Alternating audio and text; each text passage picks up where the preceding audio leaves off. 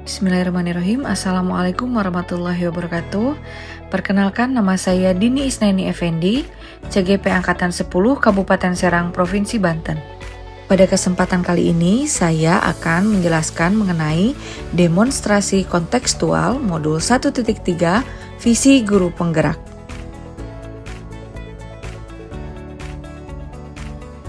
Tujuan pembelajaran khusus pada modul 1.3 ini adalah CGP dapat berlatih menerapkan paradigma inquiry apresiatif untuk mengidentifikasi potensi diri dan membuat kalimat prakarsa perubahannya.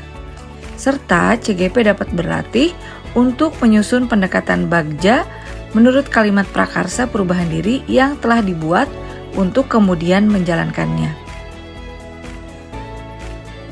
Sebelum saya menjelaskan mengenai rancangan tindakan perubahan berdasarkan tahapan bagja yang telah saya buat, saya akan menjelaskan tentang paradigma inquiry apresiatif. Paradigma inquiry apresiatif merupakan suatu pendekatan manajemen perubahan yang kolaboratif dan berbasis pada kekuatan, menggunakan prinsip-prinsip utama psikologi positif di sekolah. Pendekatan inquiry apresiatif ini dapat dimulai dengan mengidentifikasi hal baik apa yang ada di sekolah, kemudian mencari cara bagaimana hal tersebut dapat dipertahankan, serta mampu memunculkan strategi untuk mewujudkan ke arah yang lebih baik.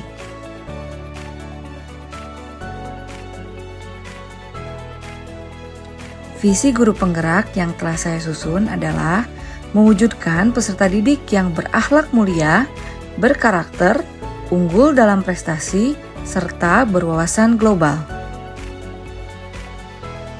Berikut merupakan penjelasan komponen visi guru penggerak yang telah saya susun. Yang pertama, berakhlak mulia, menggambarkan profil pelajar Pancasila dimensi beriman dan bertakwa kepada Tuhan Yang Maha Esa. Berikutnya yaitu berkarakter, menggambarkan profil pelajar Pancasila dimensi gotong royong, mandiri, dan kreatif. Selanjutnya, unggul dalam berprestasi, menggambarkan profil pelajar Pancasila dimensi bernalar kritis. Selanjutnya, berwawasan global, yaitu menggambarkan profil pelajar Pancasila dimensi berkebinekaan global. Berdasarkan visi tersebut, prakarsa perubahan diri yang telah saya susun adalah meningkatkan kreativitas serta potensi peserta didik melalui pemanfaatan teknologi. Rencana tindakan perubahan berdasarkan tahapan bagja yang telah saya susun adalah: yang pertama adalah buatlah pertanyaan utama. Pertanyaan yang saya susun adalah bagaimana cara meningkatkan kreativitas serta potensi peserta didik melalui pemanfaatan teknologi. Yang berikutnya adalah tindakan atau penyelidikan yang perlu dilakukan untuk menjawab pertanyaan tersebut. Yang pertama, saya akan melakukan diskusi dengan kepala sekolah dan rekan sejawat. Selanjutnya, saya akan melakukan need assessment, baik itu asesmen kognitif maupun non-kognitif, untuk mengetahui potensi, minat, dan bakat peserta didik. Selanjutnya, saya akan mencari referensi dan praktik baik tentang cara meningkatkan kreativitas dan potensi peserta didik melalui pemanfaatan teknologi.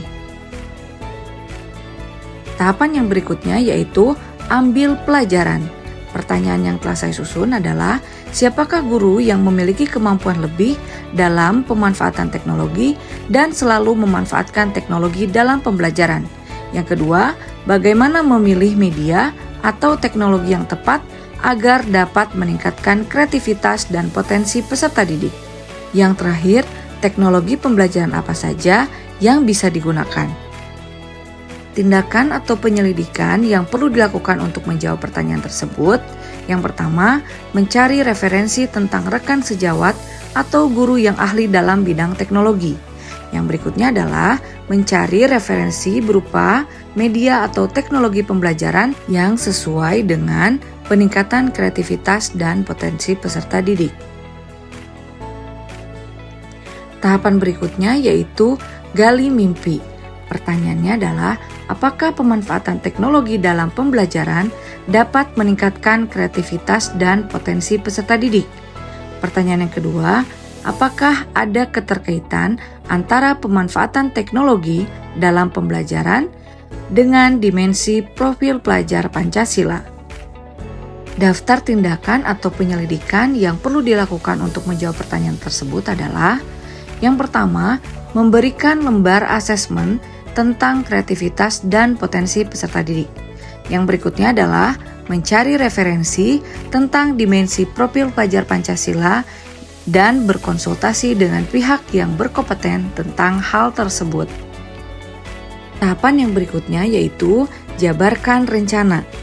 Dalam hal ini saya menyusun beberapa pertanyaan. Yang pertama, apakah langkah-langkah untuk membiasakan pemanfaatan teknologi dalam pembelajaran?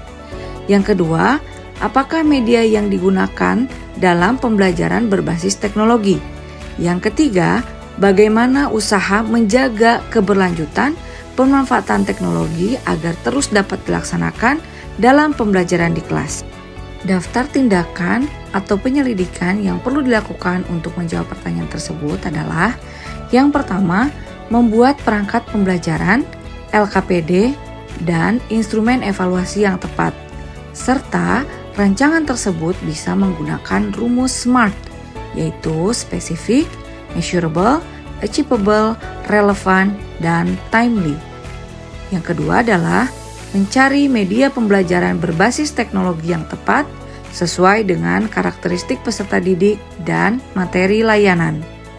Yang terakhir adalah memberikan reward pada peserta didik yang dapat mengembangkan kreativitas dan potensi yang mereka miliki. Tahapan selanjutnya yaitu atur eksekusi. Pertanyaan yang saya buat adalah, siapa yang bertanggung jawab memonitor agar jalannya kegiatan pemanfaatan teknologi dalam pembelajaran dapat berjalan dengan baik dan konsisten? Daftar tindakan atau penyelidikan yang perlu dilakukan untuk menjawab pertanyaan tersebut adalah membuat jadwal kegiatan berdasarkan waktu yang telah ditentukan dan menggunakan teknologi yang bervariasi dalam setiap pertemuan. Berikut merupakan rancangan tindakan perubahan berdasarkan tahapan Bagja yang telah saya susun. Semoga dapat bermanfaat. Atas perhatiannya, saya ucapkan sekian dan terima kasih. Wassalamualaikum warahmatullahi wabarakatuh.